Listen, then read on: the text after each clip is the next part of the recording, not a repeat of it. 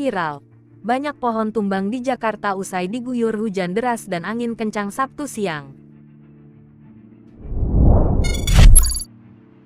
Banyak pohon tumbang di sejumlah wilayah usai Jakarta diguyur hujan deras dan angin kencang. Sabtu, tanggal 5 November tahun 2022 siang. Kejadian banyaknya pohon tumbang itu pun viral di media sosial usai diunggah akun @jektinfo.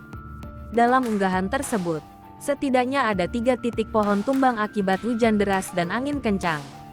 Salah satunya di jalan dekat Stasiun Duren Kalibata, Jakarta Selatan, di mana pohon tumbang tersebut sampai menutupi seluruh ruas jalan. Titik lain pohon tumbang usai hujan deras dan angin kencang pun terjadi di arah Stasiun Pasar Minggu, Jakarta Selatan. Tampak pohon yang tumbang tersebut meniban sebuah mobil yang sedang melintas. Dalam unggahan yang sama di akun Instagram @jektinfo, titik lain pohon tumbang berada di depan RSUD Tebet, Jakarta Selatan.